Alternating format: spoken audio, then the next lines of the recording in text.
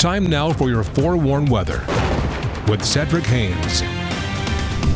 Cedric, as we were heading to break a little bit ago, we took a live look outside of Deer Valley. It's funny enough, I was going to go ski there this weekend. Oh, wow. I had plans to last weekend when we got all that snow. That's what we were talking about. Yeah, I was telling you. But that live look, I believe it looks over their new expansion. Doesn't look good. And I know their new expansion I don't think is open yet, so that makes sense. I was about to say, But they need some help up there. They do need some help. And this week is not helping. Not yet. No. Yeah, no. Not yet, not this week. It doesn't sound like not this week. Next week probably doesn't look good. I don't want to give it all away. It's brutal. It's brutal. But I do think eventually it will change. Eventually. I hope. Maybe at least by Christmas time you can deliver some good news for people. It's a possibility.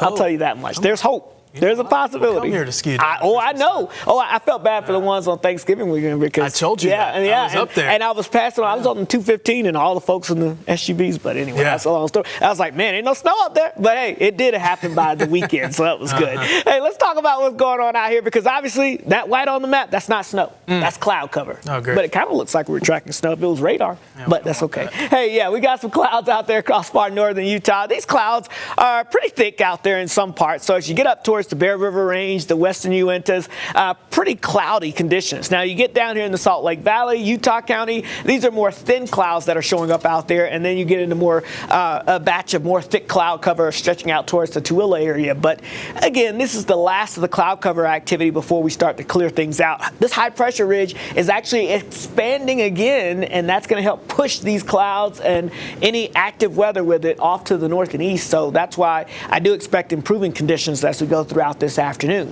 Futurecast kind of depicts that for us here. You see some of these clouds trying to hang tough on Futurecast, but then notice by later this afternoon we've got clearing skies as that high pressure ridge resurfaces back over the area, and that's going to mean more quiet conditions and more sunshine on the way. So I've got a lot of sunshine in the forecast for your Thursday afternoon as that closest weather maker is off towards the north and east, and then as we go into your Friday as well, high pressure will keep any weather makers off towards the north and east here for us. So we're not going to be too concerned about any precipitation or therefore any cold air coming in because you can't get any fronts to come through the area thanks to that blocking high pressure. Look at these temperatures. Man, oh man. I had the forecast high at 59. I bumped it up to 60 just because, hey, we're already at 58 degrees. I wouldn't be surprised if we do get into the low 60s. Keep in mind, the average high across northern Utah right now is about 40 degrees. So we are going to be ending up, we're already above 15 degrees, above average actually, and we're likely going to be closer to about 20 plus degrees above average by later today.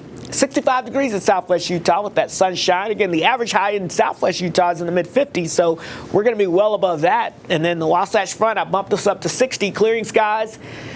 The average high temperature, 40. That's 20 degrees above average if we hit 60, and it looks like there's a pretty good chance that I think we're going to do that considering we're already at 58 degrees. What that is not good for, building that snowpack, obviously. Now, the good news is it's as bad as it's been, it's hard to almost kind of believe, but we're not doing too bad statewide.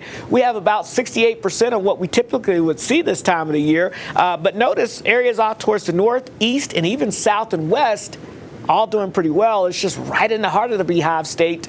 That's where we could use a little help. Now, we are continuing that snowless streak out there, and right now we're in the number 5 spot of the snowless days here. Of course, our last measurable snow at the Salt Lake City Airport, you got to go back to March, back when we had about 3 inches. That was, I think, March the 17th, somewhere around there. So you get the idea. It's been a long time. And honestly, I don't see it in the next 5 to 7 days for sure. So that means we're going to get very close to that number 3, number 4 spot here.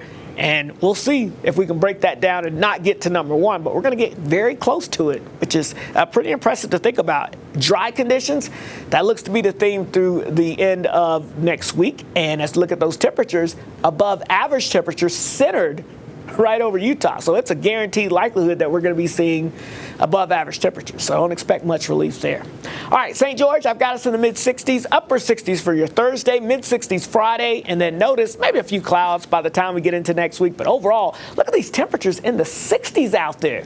Spring break all over again, folks. It's not even winter yet. Hey, the Wasatch Front, temperatures near 60 for today with those clouds slowly decreasing out there. Otherwise, upper 50s Thursday, mid-50s Friday into the weekend. And then notice as we get towards the beginning of next week, there's a chance of a grazing shower on Tuesday. But even that looks pretty slim.